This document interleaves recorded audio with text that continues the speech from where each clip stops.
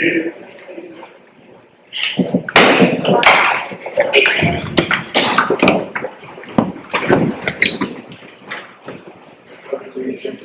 the flag of the United States of America, to the republic for which it stands, one nation, under God, indivisible, with liberty and justice for all. Roll call. Chris? Haley? Here. Jesse? Here. Brian? Here. Debbie? Here. Dave? Here. Michael? Eva? Here. Thank you. Next, I make a motion to enter executive session pursuant to MRSA 4056B to discuss student issues at 6:31 p.m. Do I have a second? Second. Any discussion? All those in favor? Motion carries.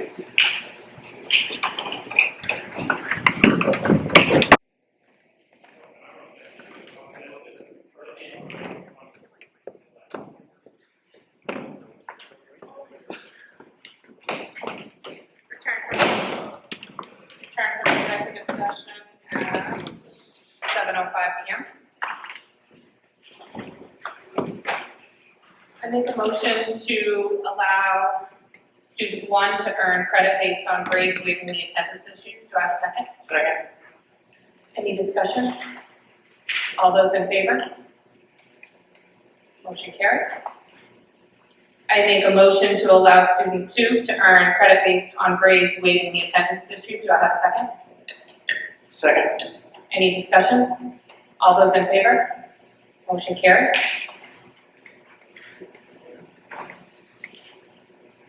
Agenda adjustments. I know I have an agenda adjustment I want to add under item 8, personnel, B, employment, a motion to enter executive session pursuant to MRSA 4056A, employment of officials, appointees, and employees. Any other agenda adjustments? Yes, I just have some resignations to add. I would like to add Kevin Berry, an educational technician at the elementary school, Ginger Berger, an educational technician at the middle school, and Samantha Gero, an educational technician at the elementary school.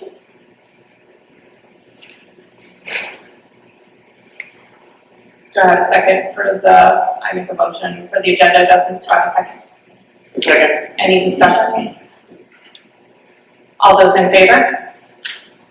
Motion carries. Next up, approval of minutes. We'll take them in a group. I make a motion to approve the minutes of the regular meeting of May 6th, special meeting of May 9th, special meeting of May 16th. Do I have a second?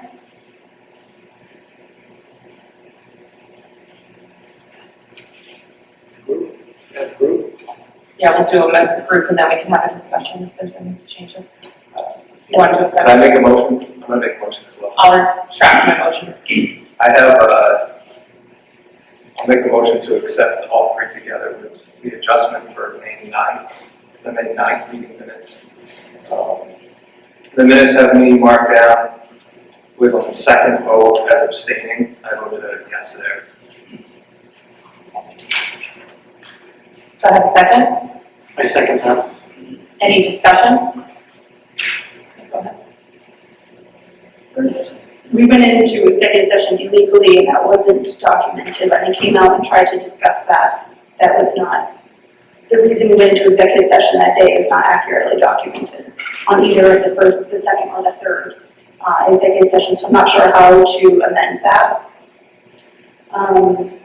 I asked prior to the third executive session to have that be public. You denied my request to have it be public, and you swapped the executive session so that I could not ask for that to be publicly asked for that to be, that request to be respected.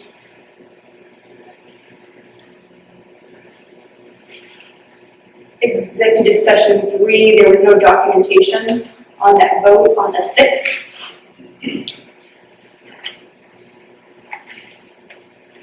You are correct. We don't have the second recorded, but we do have the overall vote. And then you have me opposing going into the second executive session, which is inaccurate. I voted in favor of going into that. I checked based on a citizen's video from that day to make sure. Do you follow? Yeah, so you wanted it adjusted for, So where did you need your vote adjusted for what day? on executive session on May 6th, number 2, I voted in favor of going into executive session. And then you will adjust the third executive session vote, is that what you're saying?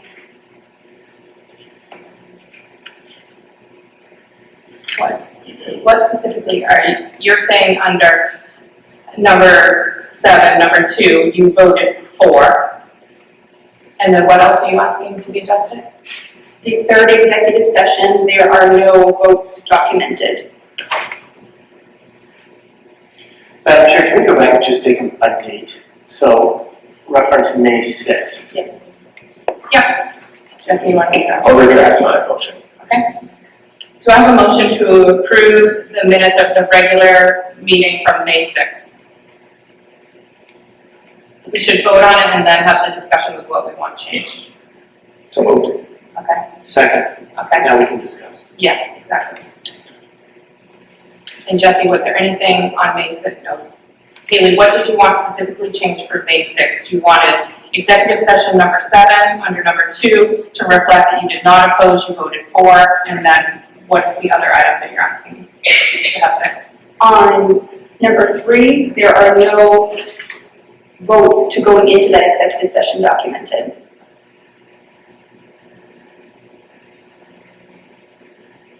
Okay. So we all had voted for. Did you vote against that one? Yes, You voted against that one? I believe so, yes. So like, I think what happened? Yeah. But there are no votes at all documented there. So it should be reflected that voting for under number 3 was everyone except for yourself. You were opposing. I can't speak for how the vote was, I can't speak for how I voted, I know I That's what I'm wasn't asking, how you voted. I voted against the third. And I don't know, how do you plan to address that we did not discuss? There was no illegal executive session. There were. There's not. The reason we went into this was not what happened there. So how does that need to be reflected? It is. For number 3, For 2 and 3. it is for number 2 and 3. Number 3 was supposed to be about me. No, it never, there was none about you. I would, I'm going to remind the committee that they should not be discussing things that were discussed. in It's not an executive executive session, it was illegal, that's why I remember right, it was about me. Thank you for your opinion on that. Did I have any other discussion for the minutes? Okay, executive session 1. We are voting 5 to 1. Is that correct? Is Mrs. Keyser, is he opposing on executive session number 1? I don't remember opposing that. So I'd have to look at the video. I'm honestly sure, I don't know why I would oppose that. Executive session 2, opposing 5 to 1. Mrs. Keyser was opposing. No, So you were a no vote, or you were a yes I would say yes vote on number 2, on 2. which, based on what it says we're going in there for. Which is not what happened.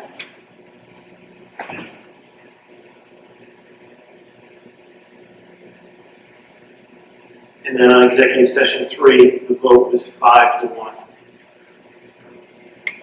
Mrs. Keyser opposing. Is that a yes? Is that correct or not? Or did you guys? They would have left, abstained. right? They didn't attend that one. They didn't attend it, so that would be a 3 to 1.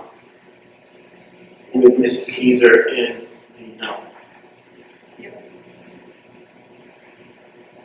All those in favor of those adjustments to reflect the voting? All those opposed? Motion carries. Next up, I make a motion to approve the minutes of the special meeting of May 9th. Didn't know where we were going on that. That second? I second. And any discussion, Jesse, you had something on that one? Yeah, marked down, as abstaining on the motion, but I was a yes. Discussion. So I'd like to amend the motion to make that adjustment. I've been waiting to hear, I asked for where the audio or video recording of that meeting can be obtained, and you haven't replied back. No, I did reply back, actually. Remember, I said I asked Jody for it, and Jody hasn't, she was out today, so. Was there any other discussion on that? So the voting is 2-1. The chair and Mr. Keith is yeses and me opposed.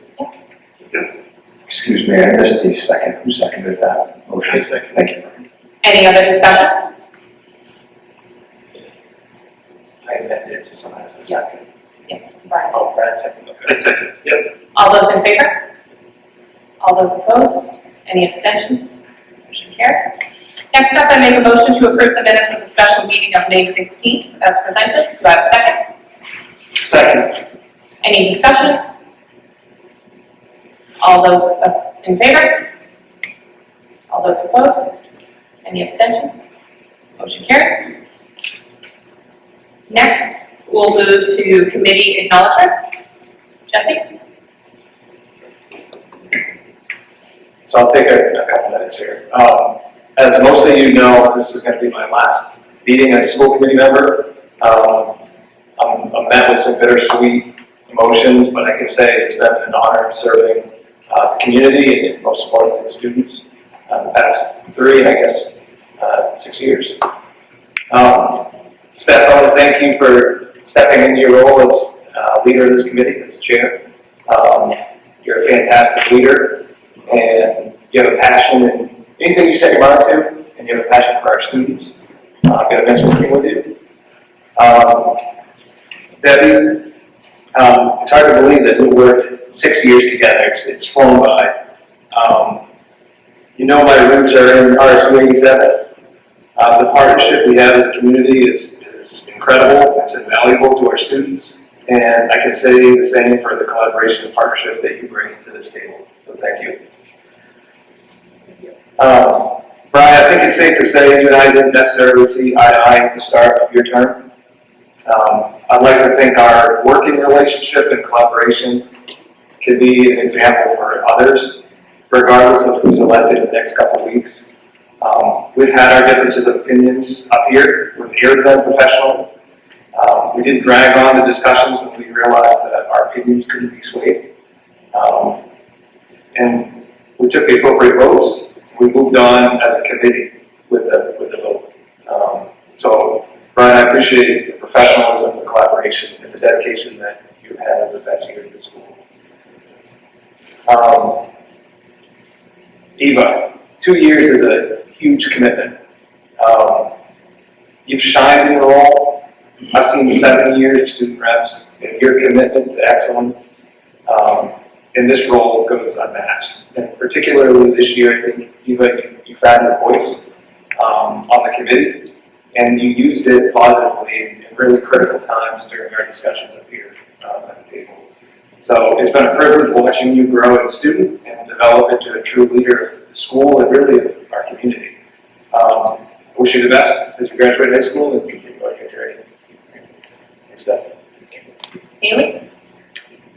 Just want to say I enjoy reading the packets. I love seeing all the successful things that the principals get to share, all the awards that our school makes us very proud as a committee and just as a citizen. So thank you to the students for all their hard work and the staff for all they put in all year long. I know the years are long, days are long, the years are short. I appreciate everything that they do, and it's great to see all the success of Hermon. Thank you for all you've done. I agree with what Jesse said. As I told you earlier, you just been an asset. We've brought great discussion. You have been a voice, and I've watched you grow as a person, and yeah, you're a phenomenal person. You're doing great things. So, well, Ryan? It's not fair, Jesse, beat you to the punch, but we'd be somewhat remiss if we didn't recognize Mr. Grant for This is also your last meeting, an official scheduled meeting with us for over 14 years of commitment to the Hermon School Department. And as I think I can speak for the majority of the community members to say that we thank you for the time and the effort that you've put in and the impact that you've had on our students. So thank you for that. Jesse beat me to the punch, but thank you, Jesse, for the time that you put in. And we can't forget that Mr. McLaughlin resigned effective this month, and the time that he also provided to the community is very valuable. One thing I would like to state about all three, Mr. Grant, Mr. Keith, and Mr. McLaughlin, is that I came up here as an opposing member, if you would, onto the committee, and all three of you treated me with the utmost professionalism. And while, as Jesse, as you mentioned, we were able to have conflicts on different levels over many different subjects, we were always able to be professional, and outwardly, I don't think anybody knew that we disagreed on things. And that's the level of professionalism that I'm used to working in. And I appreciate it, because I know that you, Mr. McLaughlin, and Mr. Grant have all had that relationship with me, so thank you. And Eva, yeah, goes without saying. Debbie? I think I'm all set. Me? I just want to say I really enjoyed reading the reports this month from the principals. Reading the honors list and the high honors list for the high school was truly amazing. We get some kids doing some wonderful things in their schools. So kudos to them for their hard work. I love the challenge points that you guys are doing. It's just a pretty cool idea. So congratulations to all the kiddos on their achievements, and good luck to all of them. I just want to do a personal thing. Oh, Eva, do you want to go? Okay, no, go.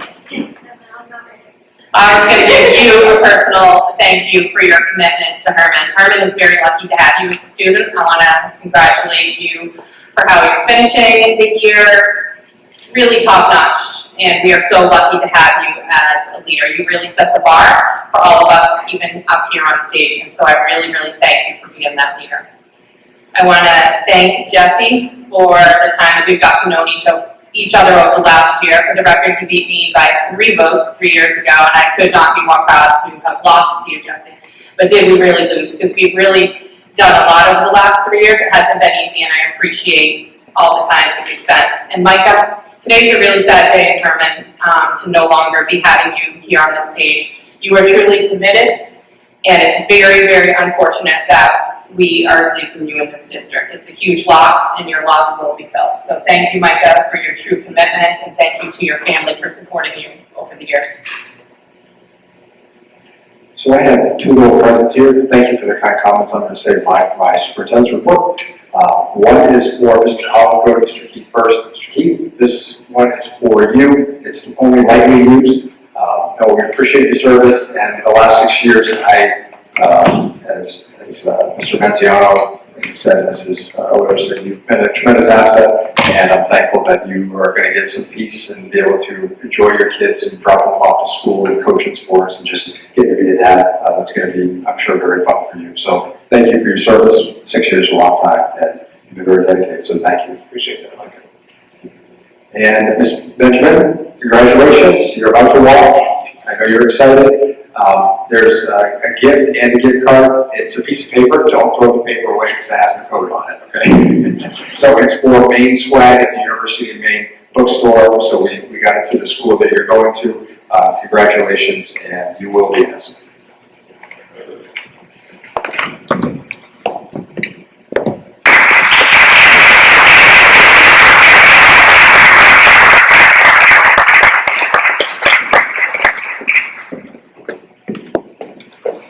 Before we move on to public comment, Jesse, I realized that I did recognize public comment from last time, and I really want to thank Rick Burgess for stepping up and talking about curriculum. Test scores is definitely something that we need and have been wanting to make a priority.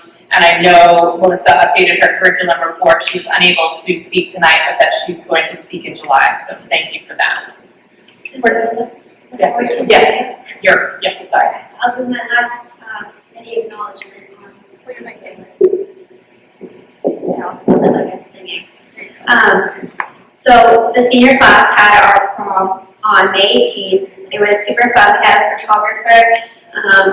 One of the seniors fell about, and it was her cousin, and she did a great job capturing photos of everyone and capturing the fun of the night.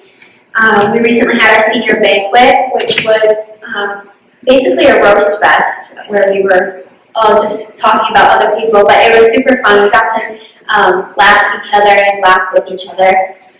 On this Thursday, we have our class day, so the seniors will march in front of the underclassmen, and we'll also induct the new class and club officers into their positions. And following, the night before, we have class night to honor seniors that are receiving scholarships. And the best part of all, we have graduation this weekend. So, graduation at the Cross Center this Saturday at 11 a.m. I'll be doing the welcome speech as the salutatorian. Alex Smith will do the goodbye as the president, and Jonathan Hinchliff will do the the valedictorian speech. I'm not really sure what his will be about, but I'm sure it'll be great. And for within the school, besides senior activities, we also have Key Club hosted a bake sale, and they raised $280 just for baked goods, so that's amazing. We also had the cabaret, which was a talent show, so the students and staff could show off their amazing talents. I participated in it and also watched it, and it was phenomenal. And today we had an ice cream social to honor all of the people that serve as club and class officers this year and to thank them for their hard work and leadership. Additionally, we had academic awards and athletic awards just to honor all of our student athletes and students that devote themselves to academics. I'm really proud of all my fellow students and how hard everyone works. And that would be all for today. Thank you. Next, we're going to move to public comment. This is an opportunity for members of the public to comment on agenda items, contribute information that may be of interest to the school committee, or ask clarifying questions. Please wait to be recognized and identify yourself before speaking. This is not the time to register complaints or promote a personal agenda. Please remember that you may not identify any person by name or job function. Jesse, can I have you keep time, please? And we'd like to welcome Greg Newell. School committee members, Greg Newell, Hermon. I sent the following to the entire school committee via email on May 29th and have received zero response from the committee. I was at the technology subcommittee meeting on May 28th, and I thought the person charged with IT for the school department did a great job running the meeting. I think he has made some great progress on the technology front. He understands his limitation and acknowledged that things are better, but there is still more to be done. I especially like that when he turns off the old servers, it will save at the high school over $500 a month in electricity costs alone, not including any cooling costs. The part that really bothered me was not during the meeting, but what happened after the meeting. Committee member Mr. Vinziano waited for others to leave, then sat down with two employees, started talking about how to run the meeting, what they should say, administrative details like how to write to an agenda. Now, according to law and policy, Mr. Vinziano was not complying with his roles and responsibilities as a committee member. I don't know how many times I've heard this committee state that it's not the committee's job to micromanage the school and to refer any directions to the superintendent, not directly to the employee. Policies that I could find that he broke was BBA, BBB-C, BCA. Also, the town charter 6.07 prohibitions, except for the purpose of inquiry, the school committee and its members shall deal with the administrative services solely through the superintendent of schools. I can also see the person in charge of IT for the school department might do what Mr. Vinziano tells him to do because he is a school committee member, not understanding that he should take all directions from his boss, the superintendent. There could be a conflict in the proper direction if this person in charge of the IT for the school department does what Mr. Vinziano wants and not the superintendent.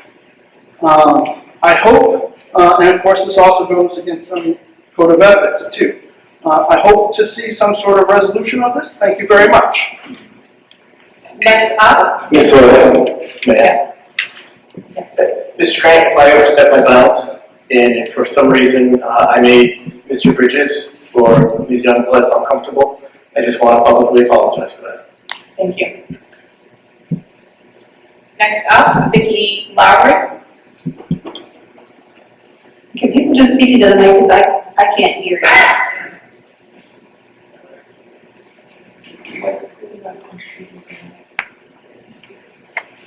Good evening. My name is Vicki Lowry, and I'm from Gardner. Let's see if I can point down.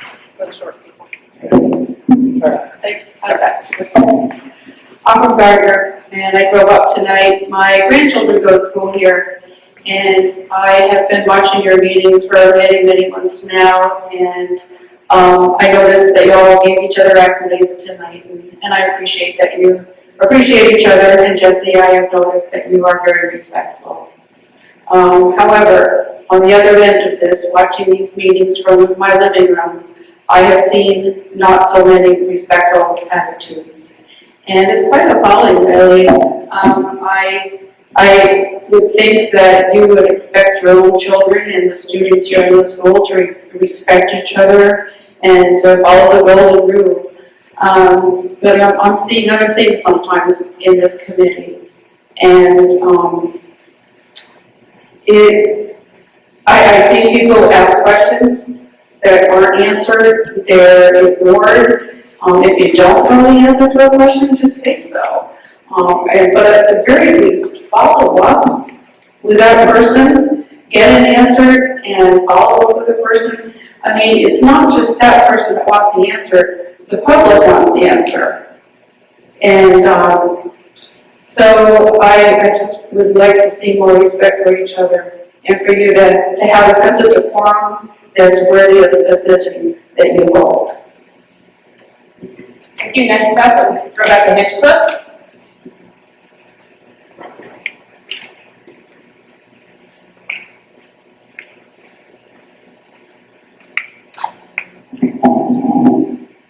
Hi there, my name is Rebecca Hinchlet, and I am a resident of Levan's. I appreciate having the ability to watch the recorded monthly school board meetings and subcommittee meetings that I am unable to attend in person. I know that this is an added step and extra work to make that happen, so thank you. I'm here tonight just to caution you as to how you move forward on the recently discussed changes to your code of ethics. This seems to be aimed at limiting free speech and reducing transparency. Preventing the recording of public discussions pertaining to our school and students just doesn't seem right. Preventing school board members from sharing information online or really in any other format that is deemed important and crucial to the community they were elected to serve is unethical and a violation of their right to free speech. I know this community has become unfortunately divided in recent years, but this is, I don't think, the solution. It seems to be a pointed attempt to silence individuals whom the majority may not agree with. The timing of this coming up now, just weeks before an election, is really unfortunate.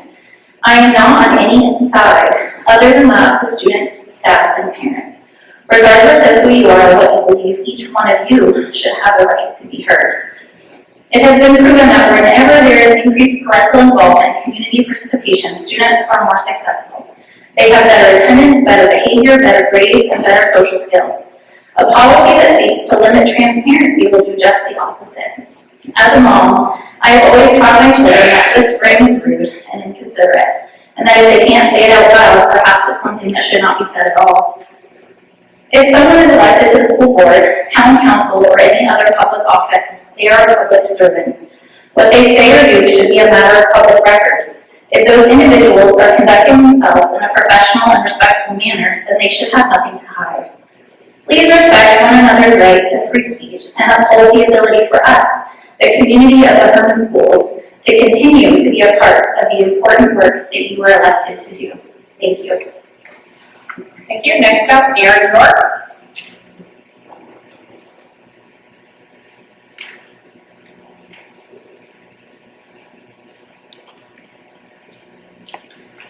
Hi, I'm Erin York, and I teach third grade at the elementary school, and I'm also the Hermon Education Association president. I'm here tonight to recognize Stephanie Euler as the recipient of the Friend of Education Award for the year 2024. So the HEA nominated Stephanie for this award, which is given by the Maine Education Association each year to a person who currently is holding an elected or appointed public position and is currently making a significant contribution to public education. So out of all the nominees in Maine, Stephanie won and was presented this award in May at a banquet in Portland. So I would just like to read the introduction that was given that night to explain why Stephanie won this award. Stephanie Euler is presented with the Friend of Education Award in recognition of her dedication and support of the students and educators in the Hermon School Department. Stephanie has been an active volunteer in the Hermon School since her children were in kindergarten. More recently, she's volunteered for the Junior Achievement Program in 3rd and 4th grade this year, and is a key club advisor for the high school. Currently, Stephanie serves as the chair of the Hermon School Committee, where she's proven herself to be a strong advocate for Hermon students and educators. The MEA is proud to recognize Stephanie Euler with this year's Friend of Education Award. So congratulations, Stephanie. Thank you. Next up, Ed Ford.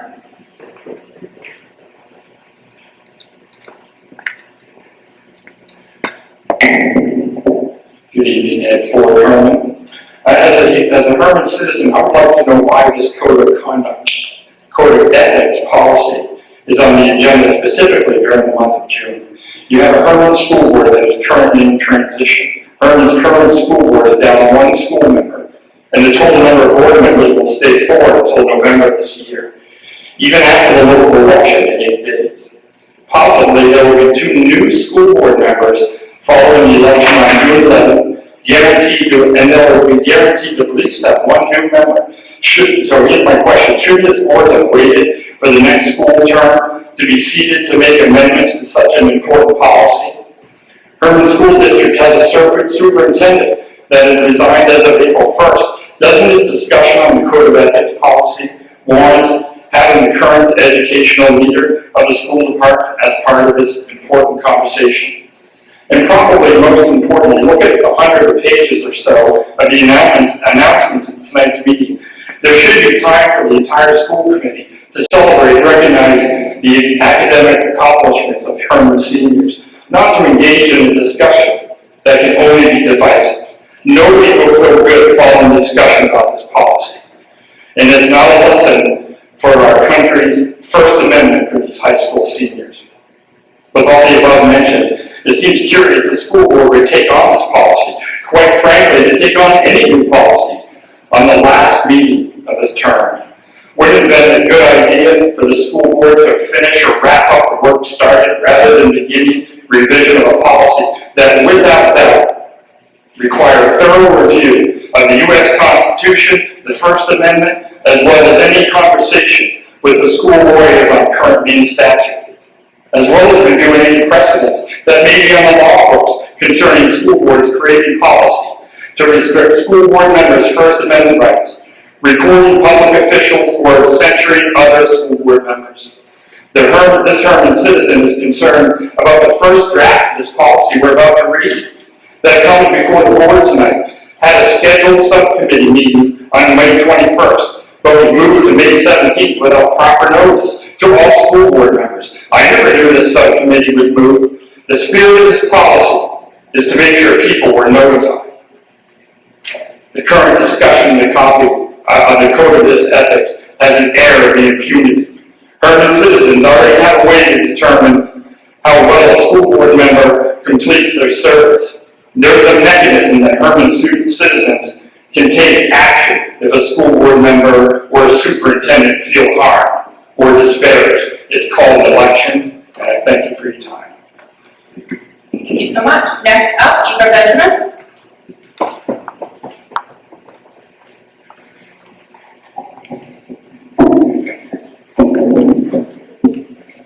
Eva Benjamin, Hermon. For the past 2 years, I have served as the student rep for the Hermon School Committee. When I was interviewed for this position, I thought it would be a great opportunity for me. But boy, was I clueless about what I was getting myself into. I quickly realized that this leadership position would be much more difficult than I imagined. I started my academic journey in the Hermon School District, and I will graduate from Hermon High School this weekend. Throughout my 12 years in the district, not once did I consider my education or experience to be inadequate. I have always been proud to attend Hermon schools, especially Hermon High School. However, what I have witnessed as a student rep for this school board is embarrassing. I'm ashamed of the behavior I have witnessed from adults in the Hermon community. Our community is growing apart and hatred is fueling that separation. I have listened to adults complain and whine, behaviors that I thought people outgrew. I have listened to issues in other states and many problems that are not relevant to the school board. I have heard enough hatred and misinformation for a lifetime. I have watched adults act like children, which forced children to act like adults. This experience has been memorable and rewarding, yet also challenging and stressful. I have witnessed the true maturity and immaturity of adults. I have witnessed wisdom and knowledge, but also ignorance and arrogance. I would like to personally thank every member of the school committee, especially Mr. Grant and Mrs. Whaler. You have both served as great role models for me, and your strength when faced with adversity is incredible.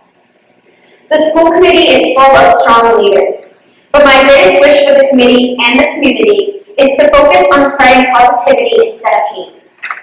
This group of people volunteer their time to improve and better the school. I would ask each of you to consider what's best for the students and show the student body what a true leader is. My experience in this position has taught me resilience and maturity. I am grateful for the time that the Hermon School on the Hermon School Committee because I know that I am ready to face the next chapter of my life, and I can hold a poker face no matter how preposterous someone may be. Thank you. Next, we're going to move on to resignations. Yes, you have one that is listed in the packet. That is Mr. Joseph Zorro. He has been a custodian here in high school for the last 8 or 9 years. Appreciate his service and wish him the best of luck in retirement. And then the agenda adjustments that I mentioned earlier, Mr. Berry, Mrs. Berger, and Mrs. Garrow, all had educational technicians at the various buildings, namely the elementary and the middle school.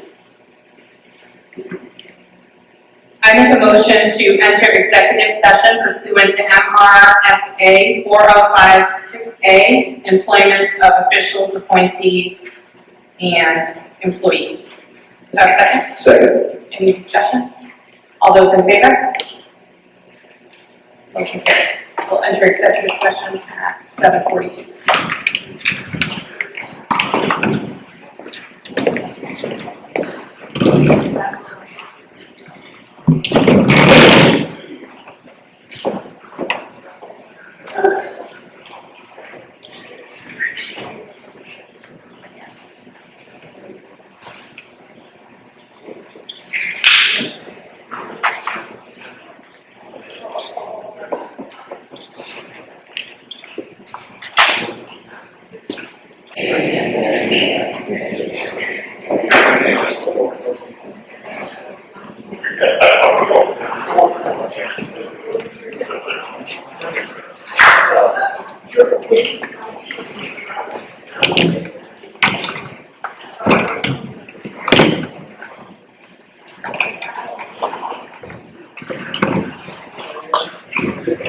Return from executive session at 7:51. I make a motion to approve Patricia Duran as interim superintendent of the Hermon school system. Do I have a second? Second. Any discussion? Any abstentions? Just state the reason, please. Because we don't follow the superintendent. Perfect, thank you. All those opposed? Oops, sorry. All those in favor? All those opposed? Motion carries. Congratulations, Patty. We are very, very excited to have you.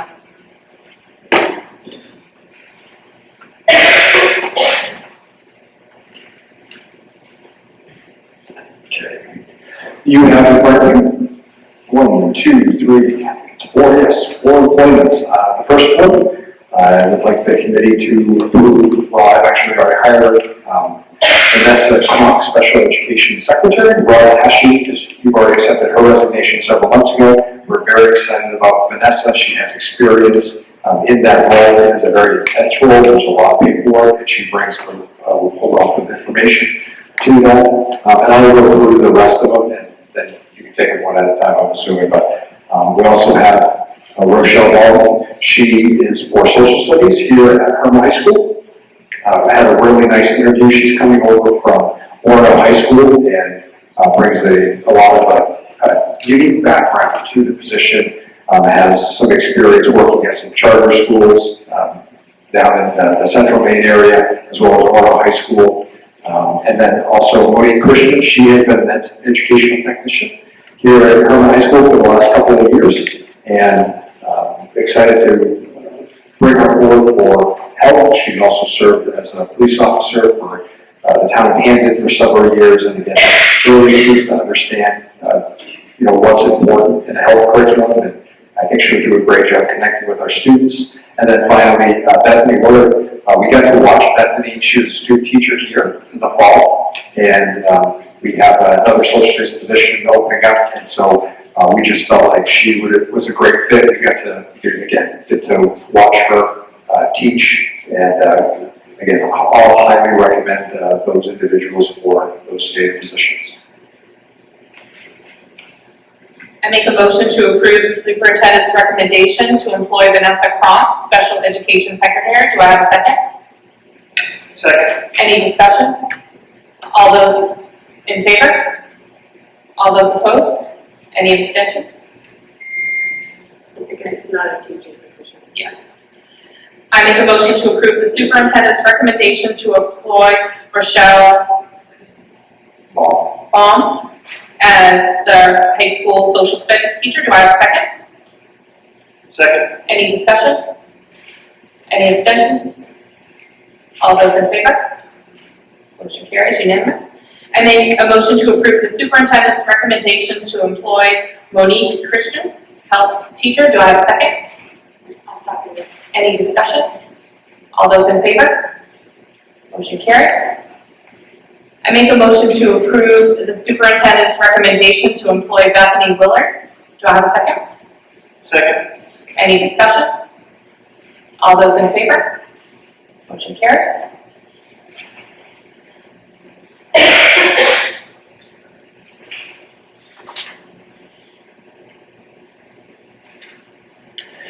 And you also have two extracurriculars. One is for the chemical hygiene officer. That is Mrs. Taylor.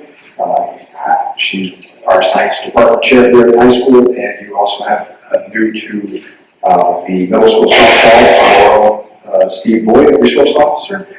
And so those are for co-curricular hygiene officer and volunteer assistant to the softball team at the middle school. Thank you. And then I want to give the public an opportunity to be able to speak for old business. We'll close public comment. We have excused attendance from May 6th, Chris McLaughlin. May 9th, Haley Keyser, Chris McLaughlin, Debbie Wallace, David Hart. And then May 16th, Chris McLaughlin, Debbie Wallace, David Hart. Do I have a second? Second. Any discussion? All those in favor? All those opposed? Any abstentions? Thank you. I move to approve the second reading to amend JGAA assignment of students to classes 5-year-olds. Do I have a second? Second. Any discussion? All those in favor? Unanimous. I make a motion to approve the second reading to amend JLCE first aid emergency care. Do I have a second? Second. Any discussion? All those in favor? Motion carries.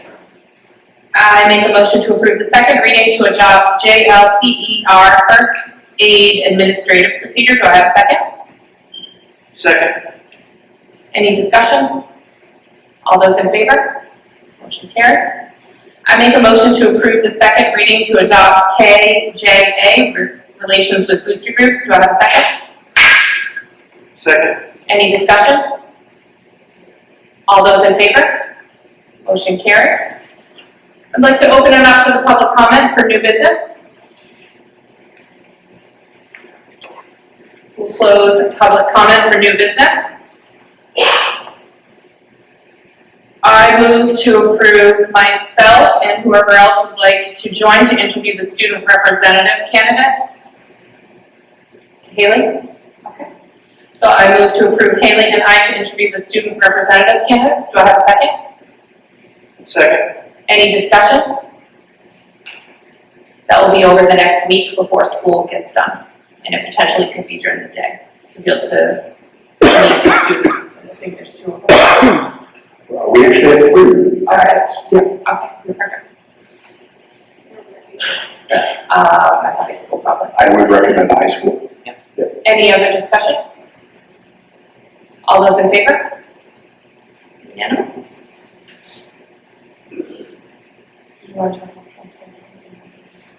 I make a motion to approve the transfer of 5% of the funds from one cost center to be used to balance the other cost centers. Do I have a second? Second. Any discussion? Go ahead. Just like last year, I asked, it's not necessarily a need, and we were supposed to follow up if it was a cost center exchange, if that ever happened, we always end up with a surplus, so it seems like this is done out of a technicality. Is that accurate, or like just in case?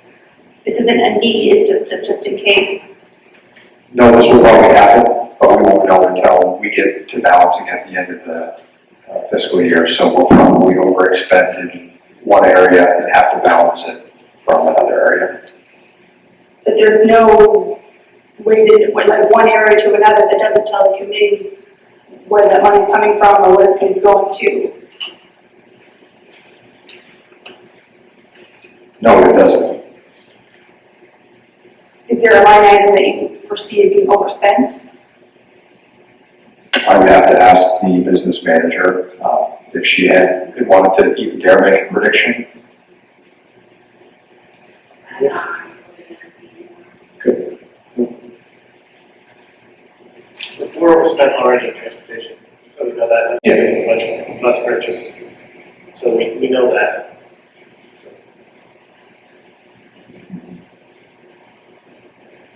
Any other discussion?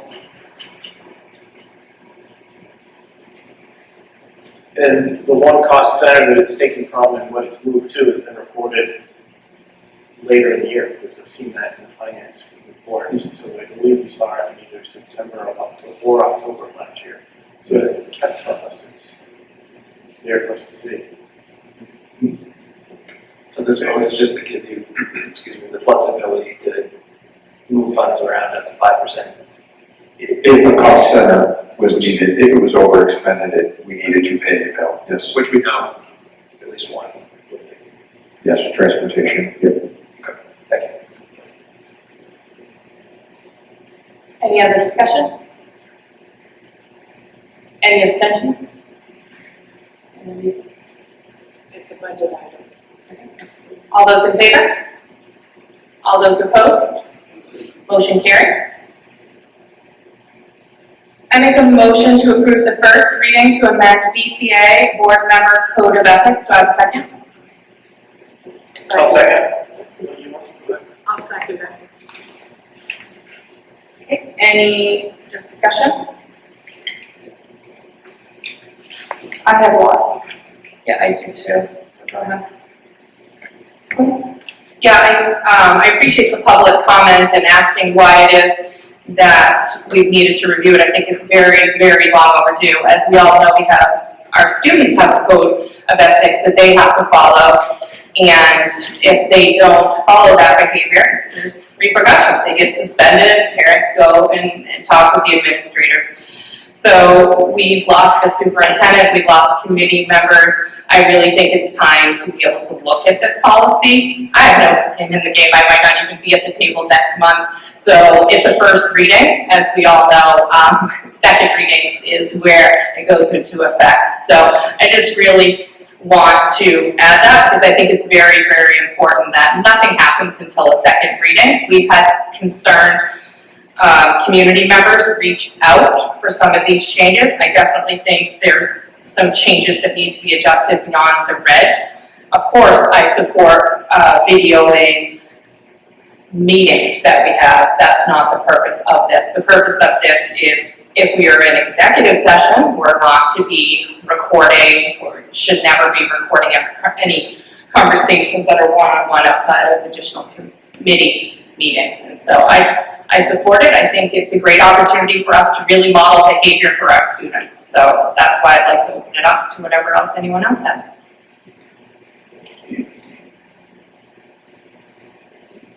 You said good one. Sure.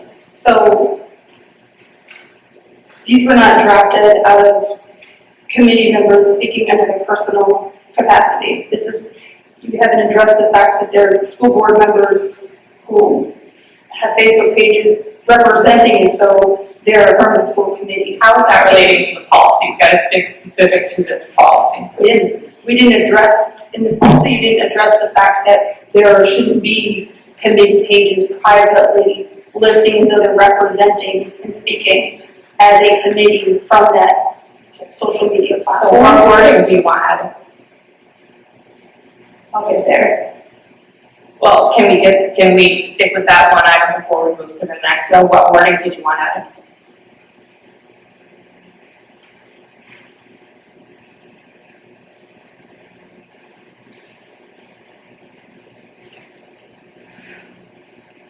I'm not sure because I have a list I'm going down through. Well, I'm asking that we follow them in order because I think that that's going to be a great way to be able to keep track of them. Because I don't want to have to go back on asking, what did you want suggested within the policy? That committee members will not have committee pages representing the school committee as though they're speaking as a school committee member. So when they're on social media writing as a Hermon School Committee, it's automatically visually representing the school committee. They're not speaking in their personal capacity, they're speaking as a school committee member. The policy, and it's been reiterated constantly here, that we have no authority when we leave this table, that we only have authority when we're together, not individually. But when we have a committee member with a page that actually says Hermon School Committee, it's as though it represents the views of the school committee. So again, I just wanted to ask what it was that you wanted to add for a letter.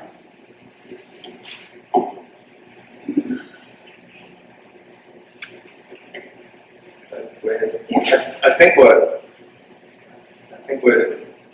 Haley, what you're saying is already represented here in D.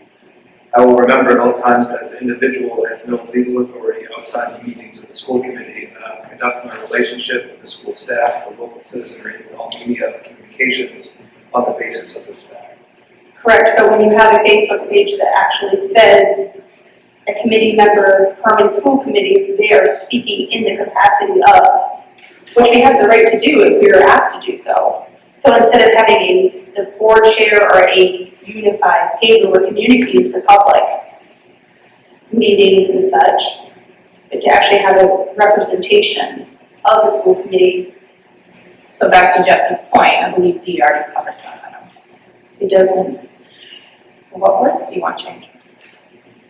I feel that there should be no private / it's a public, he's operating with a public entity when he's speaking. So it would be similar to committee members commenting within public committee groups as well? No, I'm saying that. Is that what I'm hearing? No.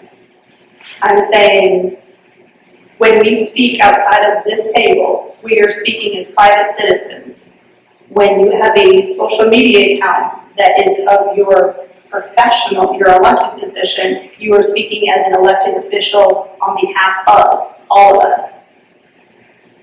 So instead of trying to constrain our individual freedom of speech, it should be that school committee members will not have accounts representing the school committee. I just want to clarify, because nobody's trying to constrain people. I just want to bring you to C that says, I will make no disparaging remarks. Correct. Yeah, and we could definitely look up the definition of that. I have it. Like, Oh, great. Oh, perfect. So what did you want changed on D? It was still very unclear to me. Yeah, that's the one that Jesse's pointing out, that is. I didn't agree with that. I'm saying, yes, we speak individually when we're not here, of course. Okay, Mrs. Keiser, we'll move on, but I'm just looking for I have yet to hear your suggestion that you want to be able to add for words for that one.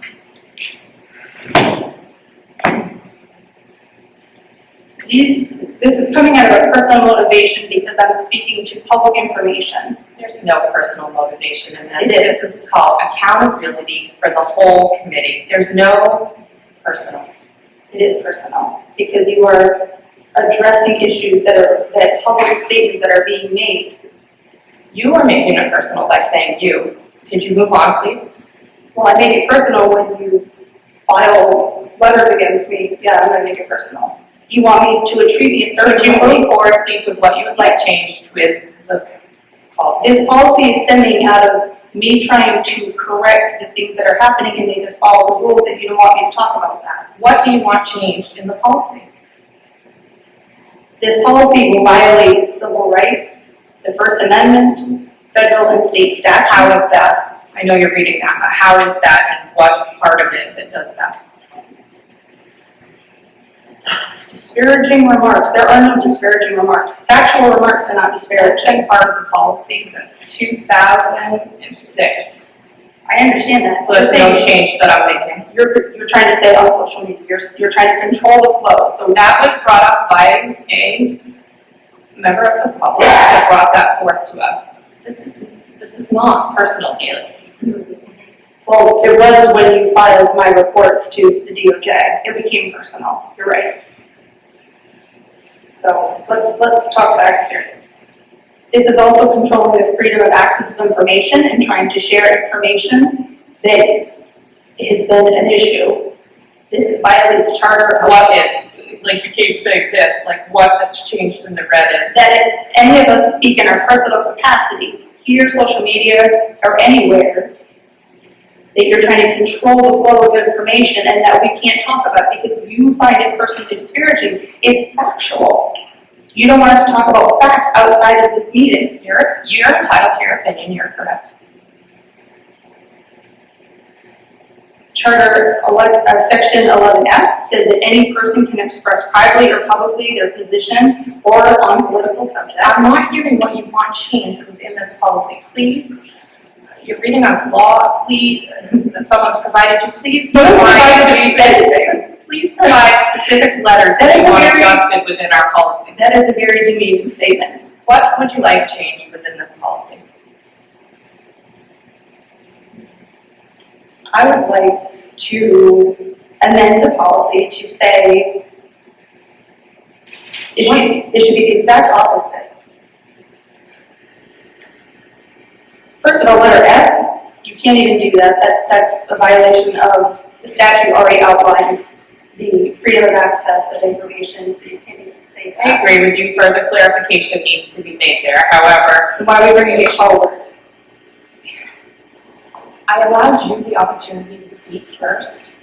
Could you have the respect, please, and allow me to explain before you make a statement like that? I believe it needs to be clarified that there should be no recording of executive session. I don't believe that it should say, I will not record school committee members, because that would mean that none of these meetings could be recorded. So I actually agree with you on that. So it's already outlined that executive session can't be recorded. That's already outlined. Where is that? In the executive session policy and in the statute, it's already clear. So you're adding it for what purpose? Okay. You know, that's why we're having a healthy dialogue right now. Great point, Mrs. Keiser, and perhaps that item could be scratched. So I make a motion to retract. Let's go forward with all of your changes, because it sounds like there's quite a few. Actually,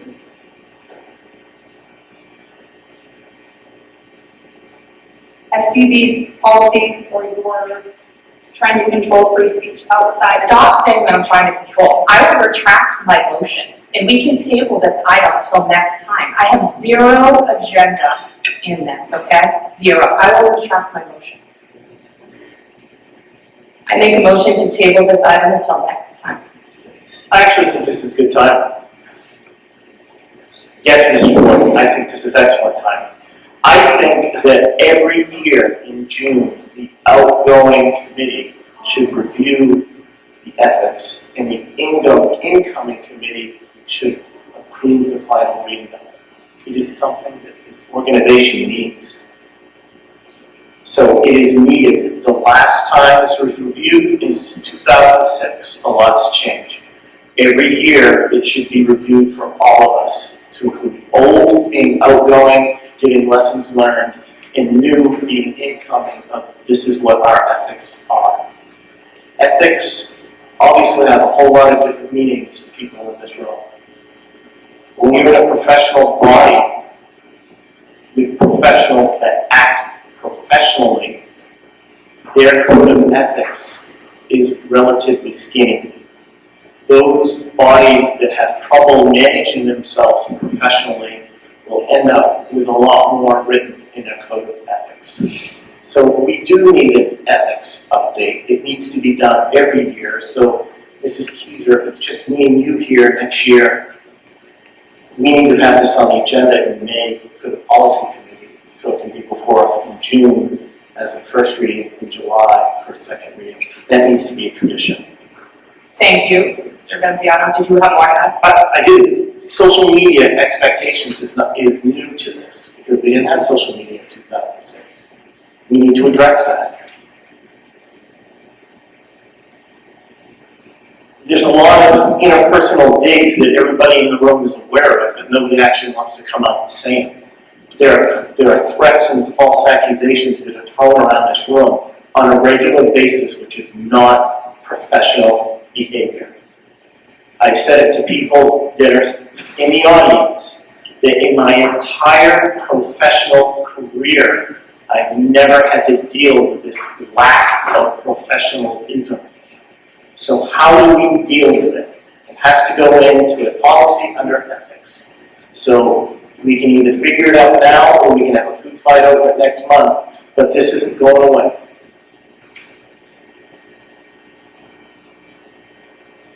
It also needs some teeth.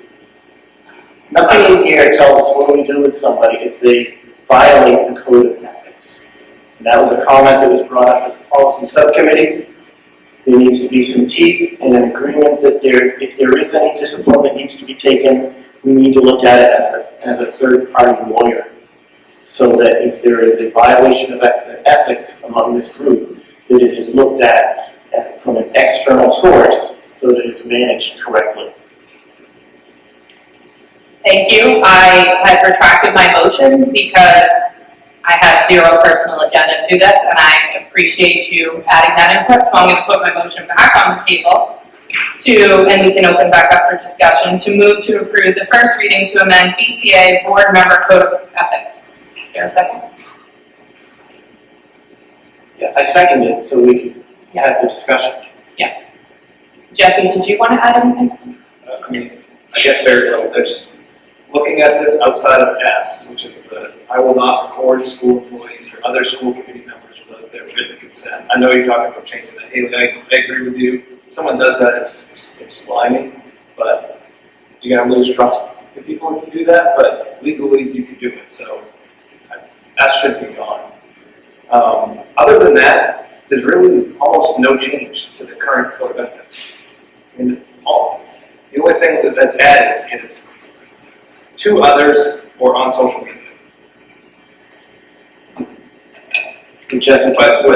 But before that, it covered anything in or out of school committee meetings, which would cover that anyway. So there's really there's not a lot of change here. And I agree with your comment, Brian, on there's no teeth in this, but I mean, that's really hard. Maybe a third-party lawyer can help, but I mean, there is no teeth, there's never been teeth in this, because it's hard to actually put teeth in that, other than the community are the teeth, right? If they see a committee member continuously violating the code of ethics that they agreed to when they chose to serve, it's up to the community to get them out of office.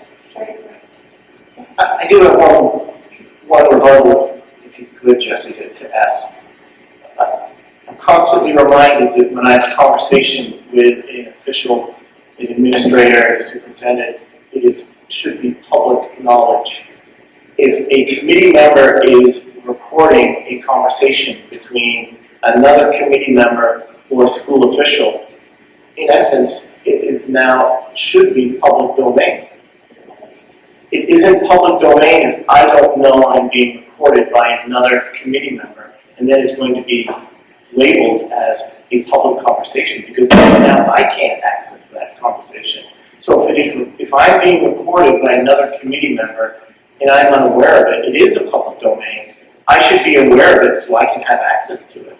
Because the way it is right now is we're saying as a committee, we can secretly record each other without the other one knowing it, even though it should be public domain. Make it public domain. I've always said, I don't have a problem with somebody recording me. I want to know about it because it's public domain. Have those conversations in public if it is always public. It is a one-party state. So that's the statute. I can't help the statute. That's the statute. You gotta talk to the legislature. Yes, the code of ethics is to a higher level than a statute. The statute says one part. Yep. When we're talking code of ethics and we're talking integrity, is it the fact that what is said in private is different than what is said in public, and that's the concern? No. What I'm saying is, what is said among committee members, if one is recording it, I should have access to my recording. If I'm being recorded, then I should have access to that recording. So, which means you would have to tell me, or Deb would have to tell me that she's recording my conversation with her. That would be change in statute. Yes. No, I'm not talking about a change of statute. We can't policy out of statute. We can't. I'm saying as a code of ethics. I'm saying as a code of ethics, we should know better than to secretly record each other. If it's being recorded, it should be public. So record me, and then make it public. Have your conversations and do your work with the committee in public. If anybody does public work, it is nearly impossible to have every communication on this stage. It's not the intent of this stage. Correct. That's what subcommittees are for. I've had more conversations with Jesse off stage and on stage. And you can record it because there's nothing we've said that is out of line, inappropriate, that can't be public domain. But we can't do this volume of work on stage. We would be here all night. And our subcommittee meetings would take all day. There's a level, call Deb and ask for advice on things. I don't mind if she's recorded it and said, I've recorded it, Brian, if you'd like a copy of it. Sure, certainly tell you if I something. That's a level of ethics amongst each other. That would That's the point. That would be the respectful thing to do. I've had many conversations with administrators, including the superintendent, and if it's not something that can be done in public, either due to time constraints, which is the subject that you're discussing, it doesn't lend itself to have 40 eyes looking at you like discussing it. But if you want to report it, make it public knowledge, I don't have a problem with it. But I have to know it's being done. I definitely hear your concerns, and I can understand why you feel that way. I'm just saying, purely based on statute, that we can't policy something just because we want it that way. It has to be in accordance with the law. I will agree with Jesse. If you record it and not tell the other guy, the person, it's slimy. Sure. And if that's the ethics we want for our town, that speaks volumes. And I don't think that's right. If somebody is recording me, show me the respect of telling me that you're recording me so it can be made in the public domain when we're talking about official business. I don't have a problem with that. It should be made in the public domain. You can't do that if only one person knows it's being recorded. And if you're doing it that way, it is being slimy. So remember, this is ethics. There are no teeth to this. This is just a standard of behavior that I will abide by. You have teeth in your rules, and there's a way to deal with people that break the rules. But in regards to S, no school employee should be recorded by a school committee member without their consent, period. It's beyond sleazy, it's cowardly, and they should not worry about that conversation going public and being used. And with artificial intelligence now, though my 30 seconds of talking could be warped and changed, and I would have no control and no rebuttal. It could be flipped, used against me. And so you can do whatever you want with this. But school employees should not be recorded ethically by any school committee member without their consent. Could that go more than just ethically though? Because if you're recording a school employee and making comments about that recording, that could be considered an evaluation. Absolutely. So, Again, ethically, it's wrong, and I think there are significant legal ramifications. Absolutely. There's also trust. If I think somebody's being sleazy, I don't talk to them as much. So if you want to record me and tell me I'm being recorded, I'm more than willing to talk to you. If you want to record me and make me think you're recording me, but you're not going to tell me, so I can't make it public knowledge, I guess I'm not so interested in talking to those types of people. So, back to not saying this is some sort of personal attack, because it sure seems like you are making accusations. We're not moving forward. No, we're not moving forward with, I'm not gonna continue to allow you to say that after other committee members have spoken enough. You're going to not change with this code of ethics. I was trying to tell you. Not ready. We have a freedom of speech. We have policies that already say we have no authority, and that any statements that are made outside of here have no reflection of the school committee unless they are designated by the committee to speak on behalf. That is where the fear I have of social media pages that are created as representatives of the school committee. My First Amendment suggestion is the exact opposite of what you have drafted. The Hermon School Committee will encourage and promote all voices to be heard at the table while recognizing that statements are the opinion of the speaker in their personal capacity. So instead of trying to limit speech, I'm asking us to encourage us to talk to one another and realizing that any statements we have are always in our personal capacity. Would you like me to email you this? Sure. Simple. In addition to code of ethics, it's been mentioned before that we should add committee members will abide by a professional dress code for all public meetings.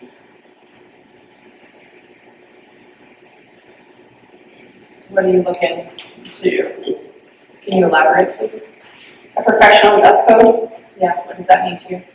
that means that it would abide by what is professional dress, what we expect of our teachers, we should expect of our committee members. We don't let teachers wear jeans, we don't. I thought she just put a policy forward, she didn't want jeans.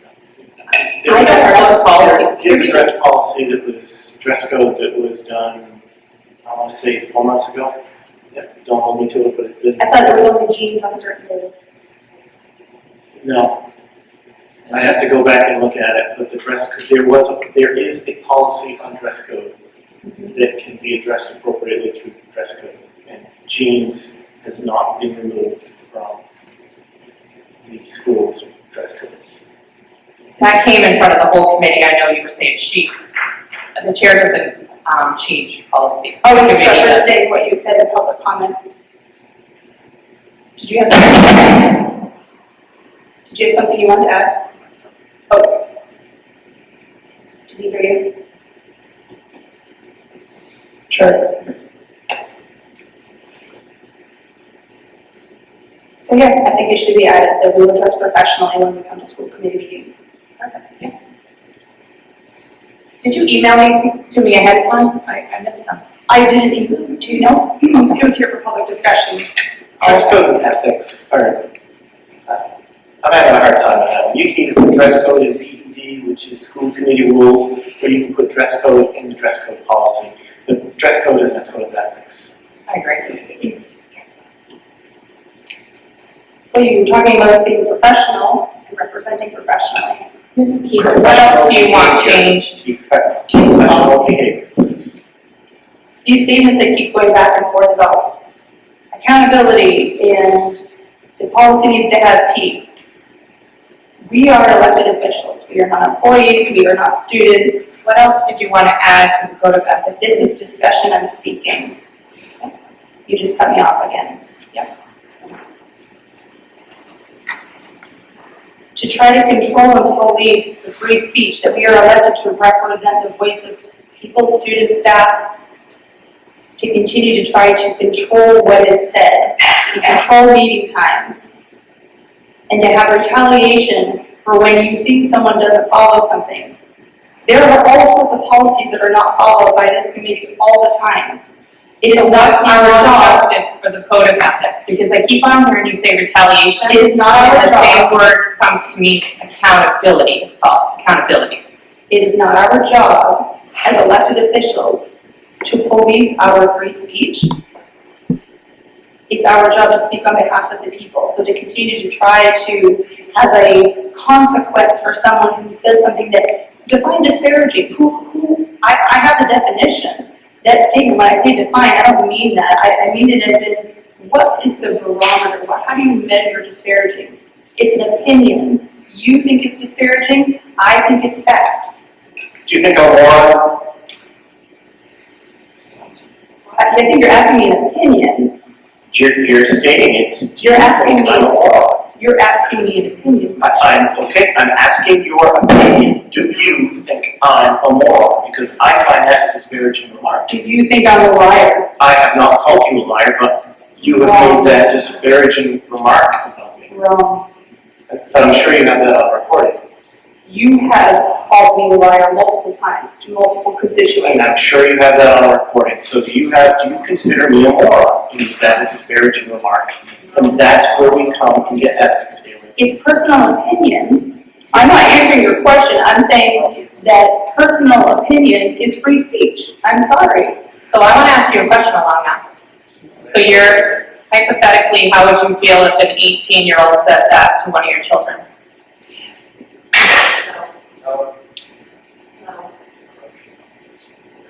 I'm just asking a question. How would any of us feel if their 18-year-old child was spoken that way? I have heard By another concerns 18-year-old. about, that's called bullying, you're right. No. Yeah. Oh, okay. Yeah, I do agree that that's bullying, sure. You can see that in children. It's outlined in policy. There's 14 different policies that I have found that already outline all of the rules for the internet, for employees, conduct of staff and students, bullying, informational records. So when we're talking about this accusation you keep saying, which is an accusation and it's not true, about recording meetings, I'd like to know why staff are communicating and texting with committee members about executive session. How are they getting that information?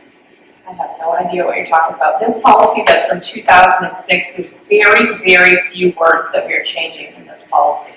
We are just, as Mr. Benziano said, it should be one that's reviewed every single year. It's unfortunate that we haven't reviewed it since 2006. So I'd love to hear specifically what you want changed. I already told you. I read the outlook. Yep, you had a recommendation that you're going to email to me. And Micah, you're going to get an outside opinion from an attorney? If one more part, a couple of different, yep, I can do that. So then this shouldn't be counted as a first reading. We should table this because that information was supposed to come before, because that was discussed at the subcommittee and that was recommended. I wanted the input from the whole committee. So then I appreciate that you collected that. I make a motion to table this until we have further information and recommendations for changes. There's already a motion on the table, so either Brian or I would have to retract our motion. Tabling it supersedes, is that correct?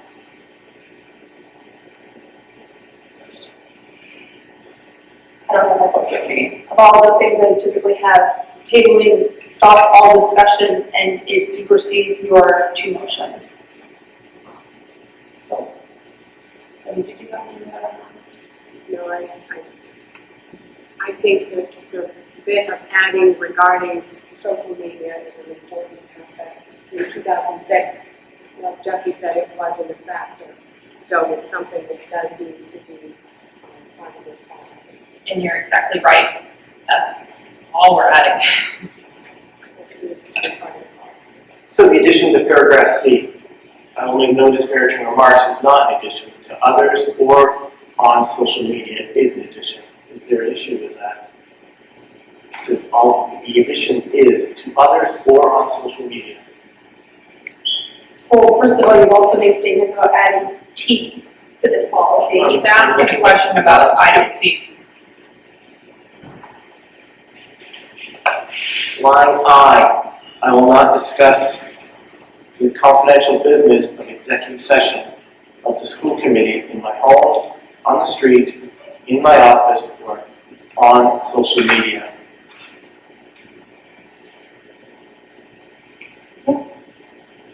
S, I will not record school employees or other school committee members without their written consent. That's the only homework we've got right now.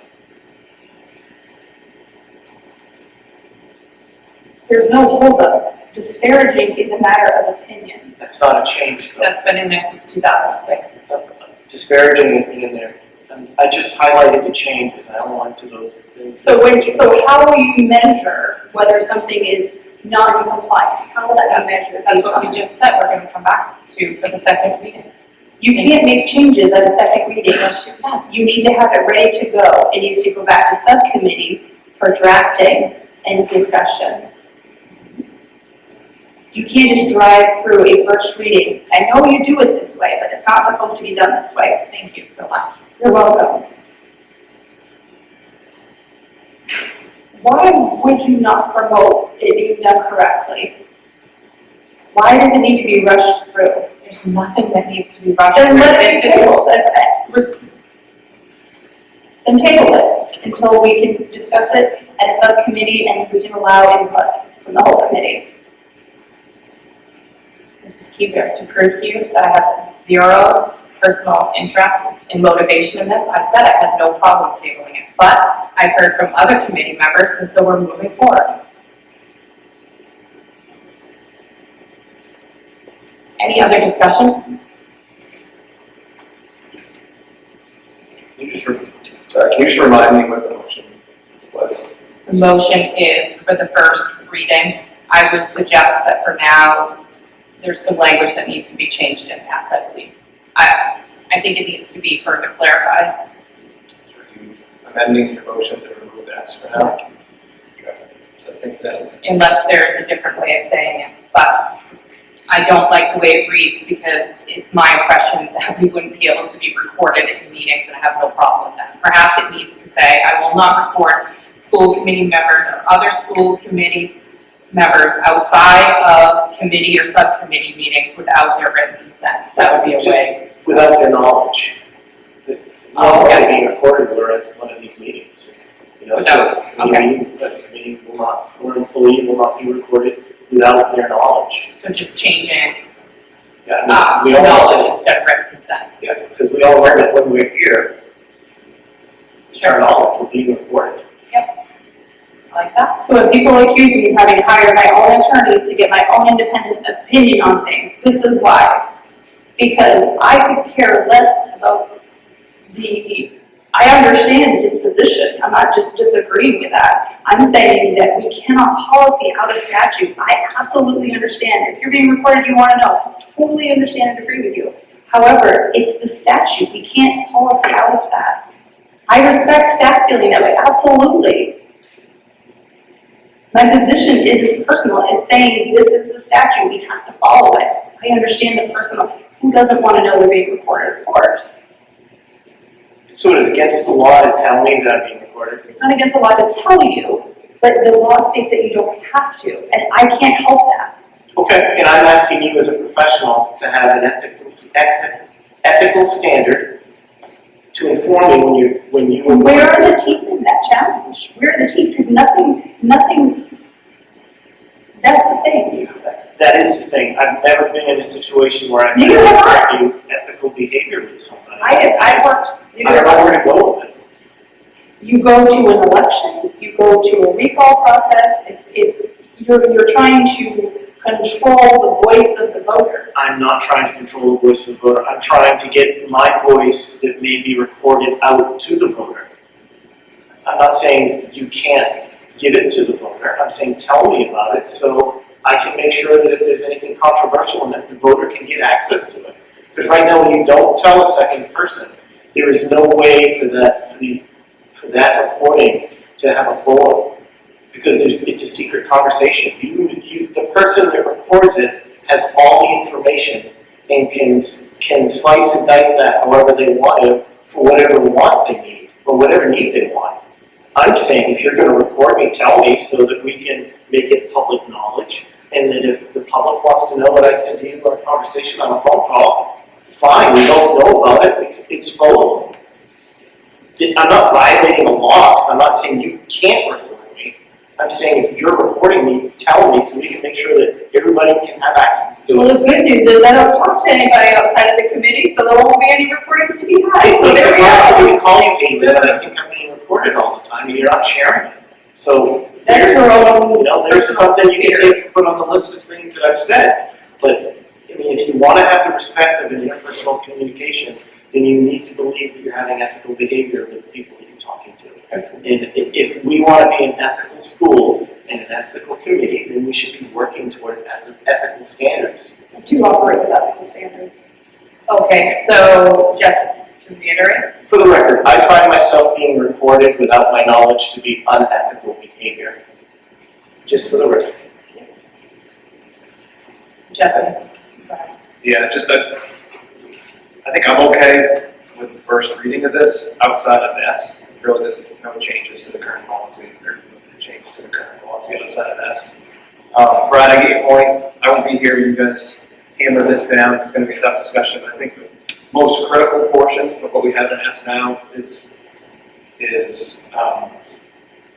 protecting our employees and making sure they understand when they're being recorded. I think that has a component of evaluation to it that creates an issue with confidentiality. So I do think maybe that's a discussion for the attorneys, but I do think if the school committee member records a school employee, that could be a breach of confidentiality. But I think that's for another day.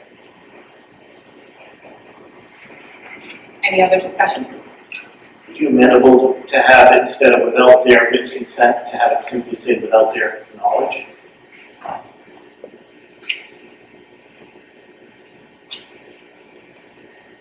I'm fine, I just said school employees, honestly. I think it needs to be tabled. I've made that motion. It should stop discussion and it should go back to policy for discussion. We're making very few changes to this policy, as we just noted. So, Jesse, as you were saying, I will not report school employees without their knowledge. I would like an attorney's view on that before I voted. Okay. So we can strike that until next time. Again, if we're striking that and I have an addition, why aren't we tabling it so those can come forward for another first reading to have that cleaned up? That needs to be done for a first reading, not a second. The second is, yeah, we read it through, the first draft was good. Then you go to second.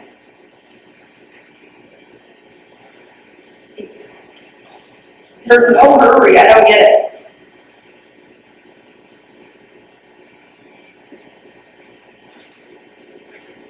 I've never been in an organization that didn't want to improve their ethics. I do want to improve the ethics. I have things to add. I have things to add. All those in favor, we're going to take What's the motion?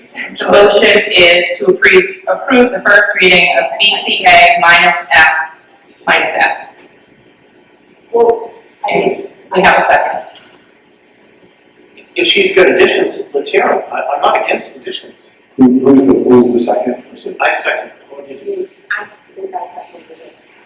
When it came back to the table, I seconded it. Thank you. Well, we're waiting for you to suggest what you'd like to, you had more items. yeah, I did, to add, if we're striking out S, then this would be S.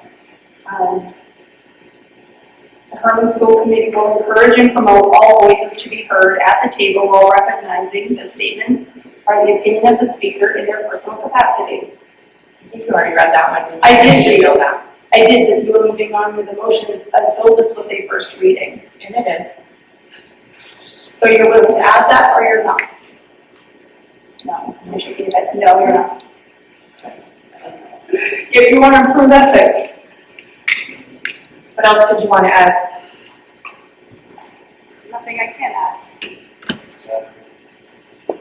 I don't know why you're smirking, but there's nothing I can add because you guys are moving forward. You will respect the table. I asked you what else, and did you have anything beyond that?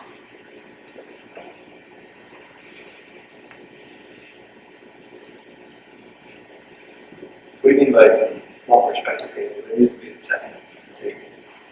I don't have the book right in front of me, but I do not really look at it. What is the paper tabling? I think tabling requires no second, ceases the discussion and it. To table, it needs a second, and then it needs to be voted on.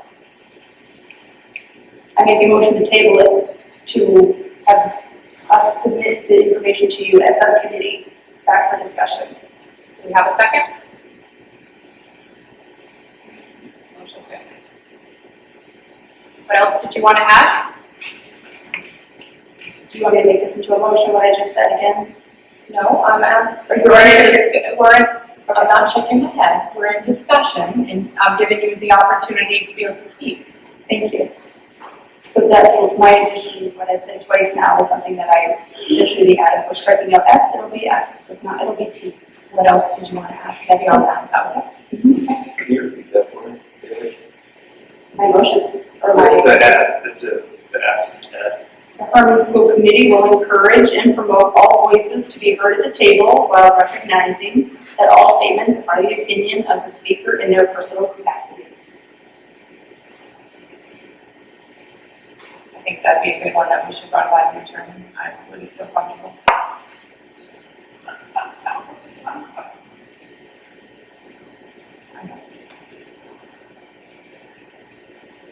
All those in favor? What are we voting on? We are voting on the first. Yep, we are voting on the. My understanding is that we're approving the first reading, removing S. Everything else is there, correct? That's what we're voting on. Correct. Right, then I'm in favor of that. All those in favor? All those opposed? Motion carries. Next up, I make a motion to approve the first reading to amend GBP, our earned paid leave administration procedure. Do I have a second? Second. Any discussion? All those in favor? All those opposed? Well, I need more time, so should I abstain or do you want me to say no? I want you to vote how you want to vote. I'll vote no. Motion carries. Next up, stipends.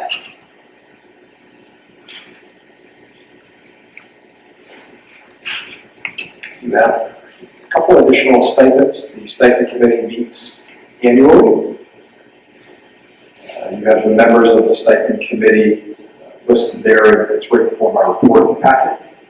What we do, as you can see from the collective bargaining agreement, is that we review and recommend the approval of new stipend positions, recommend removal of unneeded positions, and to make recommended any adjustments to the percentage index assigned to each position.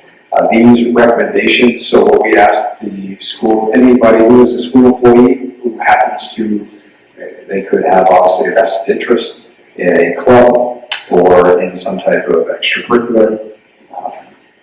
We ask them to submit documentation of what they are currently doing and why there should be an increase or perhaps a decrease or the complete new addition of the stipend. And so you have in front of you, you have positions proposed for 24-25 and adjustments proposed for 24-25. I'll just walk you through quickly. This is the first year that Mrs. Klain has not been the student council advisor in many years. And when we hired 2 new individuals, we evaluated actually had a meeting with them, and we evaluated the amount of time that goes into student council. It is by far the most active club in the high school, and it's not even close. There's a significant amount of time, activities. There's activities every month. There's meetings every week. And so the original percentage was 2 individuals at 2.5%. After meeting with them, and then the stipend committee, I feel very comfortable recommending 10%. So you can see the change in cost. In addition, the math team at the high school, that was currently at 1%. The stipend committee reviewed the proposal and felt that 4.5% based on the proposal was fair. Science Olympiad is a new position. So that obviously does not have an original percentage, and we felt based upon the documentation submitted that should be 2.5% stipend. We also reviewed the wellness ambassador, and after reviewing what we believed was really good intent in that position during COVID, we just don't feel that it warrants a 6.5% increase or the current 6.5% stipend, so we decreased that to 2%. And then you have, again, 2 new additions. One is esports. That is an NPA sanctioned sport. And in talking with our athletic director, that is where the recommendation came for that stipend, to put it at the lowest level of varsity sports, which is 9.5%.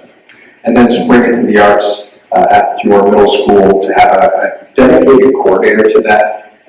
And it's a quite an event if you've had kids that have gone through, it's really a neat event that they do every spring, and felt that warranted a 4% stipend. So I then put the total plus minus differential and it obviously came up to be an increase of $14,695 over last year.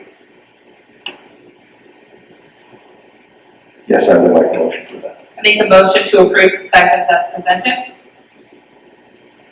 Second. Any discussion? The esports, you may have already answered this, Mike, but esports, that's the lowest that we can go as a sport. Yes, varsity. It's a varsity sport, FPA recognized sport. Okay. Were these in the budget? I'm going to assume not currently. Is there room in the budget that's already come out for these? When I budget with Mrs. Youngblood in the spring, I anticipate several increases because I just do. So yes, this is in the budget. I specifically remember seeing esports when we discussed it. So, the esports portion of it, so it's not. Yes, esports in general is a good program, and it also has, like any sport, it has its own budget. So what we are making sure that this is specifically for the advisor's stipend, not for equipment and anything else that might go into that. So, but yes, that's new to the budget this year. We weren't preparing for that specifically. Any other discussion? Any abstentions? It's a budget item. All those in favor? Motion carries. Next up, administrative reports. Micah, did you want to go over anything? Yes, I have a couple of things to add. First thing I'd like to add is we didn't make this a formal piece or procedure. It is very hard to recognize. Mr. Walsh, how many students are graduating this year? 130, 134, somewhere in that range. Thank you. 131 students. Every one of them has accomplished something significant, and it's a significant marker and a milestone in their young professional careers. However, we also recognize that to be the valedictorian, the salutatorian of the class is incredibly challenging. Those students put a tremendous amount of time in. And so I hope that the next superintendent just takes a second. I didn't prepare any special remarks or certificates, but they will be recognized at their various events coming up. But I'd just like to say for public record, congratulations to our salutatorian, which is your very own Eva Benjamin. And then congratulations to our valedictorian, is Jonathan Hitchcliff. So just a lot of work, a lot of hard work. I'm sure a lot of sleepless nights go into being, I don't know, I was not the valedictorian or salutatorian, so, but I know that it is a tremendous honor to receive that, and they should be, and their obviously family should be immensely proud. Quite an accomplishment. The second thing I would say, in addition to my report, is I'm very appreciative of the school committee, and specifically, I just want to say thank you for the support that you have shown me over the last 2 years and 2 months in this position. I told Mrs. Grant before coming that I would not lose my testimony in my final words, and this is a very bittersweet moment for me. When I started here in 2008 as a teacher teaching social studies, I was pretty green, I had a lot more hair, and I didn't know, like my dad always says, I didn't know nothing, I didn't suspect nothing. And I can be very honest, I was a little disenfranchised with this community, or a small minority in this community over the last 2 years. That being said, I have some tremendous mentors. My wife has been tremendously supportive of me in the last 2 years, as well as several of you on this committee. And as my father, my grandfather, while he was alive. And I can honestly say that I don't hold a grudge now. Forgiveness and what Christ has done for me. I'm a wicked individual, and I'm just so thankful that I had this opportunity and that this was used to change who I am. And I'm very appreciative of that, and I'm thankful to say that I can now step back and see the personal growth and the spiritual growth that my family and myself were able to undergo in this. And I am proud to live in Hermon still. I am proud to drive through Hermon on a daily basis. And I'm very thankful for everything that has happened to me. I know that I was worried about being bitter upon leaving, to be very frank. And I can say that I'm no longer that way anymore. And I will take with me the positives and some of the funny. We've had some interesting phone calls and some interesting conversations, some interesting executive sessions, and now I can honestly look at it and say I am thankful for the trial and the rewards that have come out of this position. And so to all of you for the part that you played in that, and you know what part you played. I don't need to go around the room again and thank and say this and that, but you know what part you played, and I appreciate that, and I am thankful for that. I would say to my administrative team, you guys are awesome. That was the shining spot in 2 years of work, was my administrative team. And you are second to none. As I said to you, I read a Jonathan Maxwell book on leadership many years ago. I only remember one chapter of the book. It was the 21 irrefutable laws of leadership, and I don't remember what chapter it was. But he said, if you're a 7, surround yourselves with 8s and 9s. I am not even a 7. I'm a 6, I'm a 5, but I surrounded myself with a bunch of 8s and 9s and 10s. And that makes you look better when you're not. And I very much appreciate all of you who are 8s and 9s. Thank you so much. To the Hermon staff, thank you. You guys are awesome too. I don't know you as well, but we have amazing teachers in this district and support professionals, educational technicians, support staff, custodial staff. 14 years, I've been here 14 years. I've gotten to know many of you, and I am very appreciative of the work that you do for our students in this community. You are the glue, and as much as I might razz some of you during negotiations and things of that nature, about only working 100 and whatever days, you are the reason why this community is so sought after to live in. And to the Hermon students, We get the best students in the state. I've said it for 14 years and I will continue to say it. Hermon students are the best. They are absolutely the best. I will never forget my time teaching some of those kids.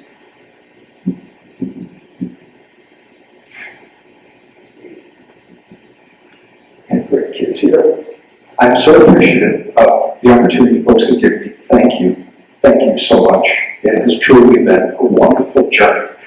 And thank you again for the bottom of my heart. Thank you for all you have done.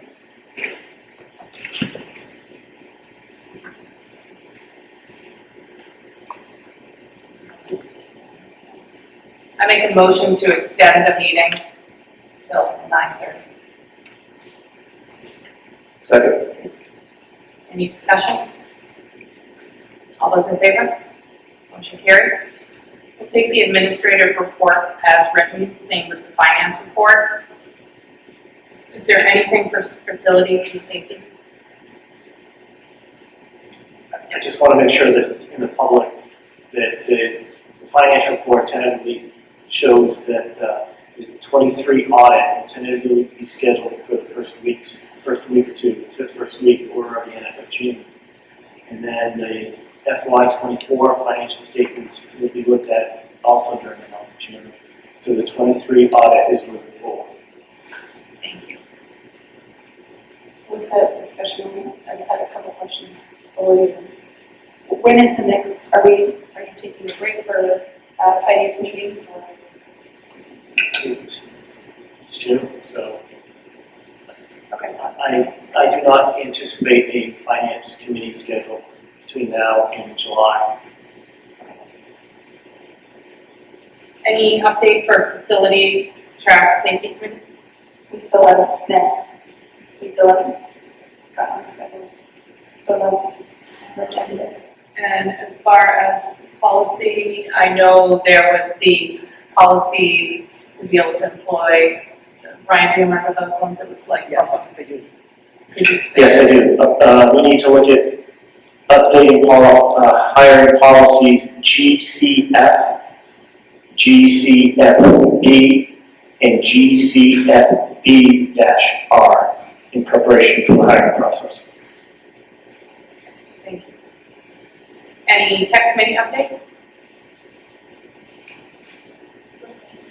Nope, good. Slowly but surely we're making progress. I think Alex is doing a great job and our Mr. Bridgetfather is doing a great job and he's a good communicator. I think he led the meeting very well. And I look forward to working with him in the future. Great. On the right road. Possible future agenda items, Jesse? What's up? Haley? Still a subcommittee policy. Ryan? Just the policies I just read off that we need to address. Also, the superintendent's position description needs to be reviewed and validated. Debbie? I'm all set. Dave? At some point, either if it's a meeting in June or for July, there needs to be discussion of if there's going to be an RFP put out for who's going to help employ the full-time superintendent. I make a motion to approve the following 8 warrants as presented. Do I have a second? Second. Any discussion? Any abstentions? All those in favor? All those opposed? Motion carries. I make a motion to enter executive session pursuant to MRSA 4056A to discuss compensation of employees at 9:01 p.m. Do I have a second? Second. Any discussion? Just one question. Is this clarifying what we did last month? Yeah. Okay, thank you. Enter executive session at 9:01 p.m.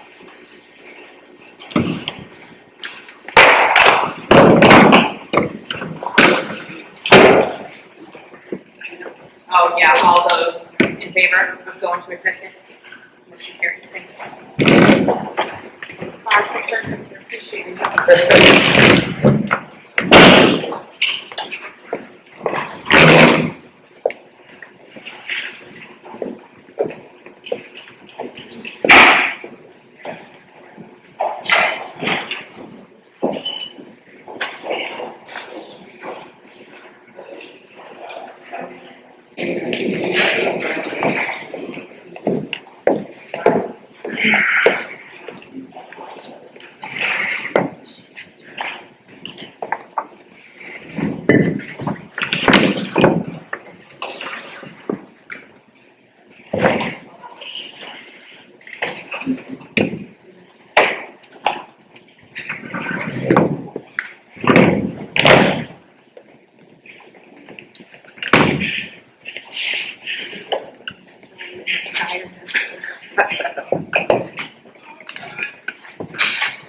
Make a motion to extend the meeting until 9:45.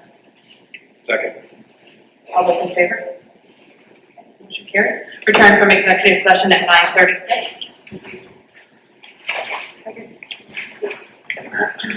I make a motion to approve administrative contracts as discussed in executive session. Do I have a second? Second. Any discussion? All those in favor? Any abstentions? Motion carries. I make a motion to adjourn at 9:36 p.m. Do I have a second? Second. Any discussion? All those in favor?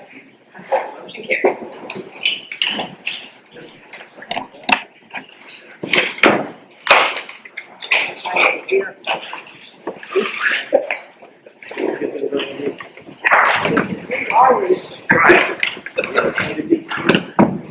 Me either. I could cheeseburger before I left work. Is that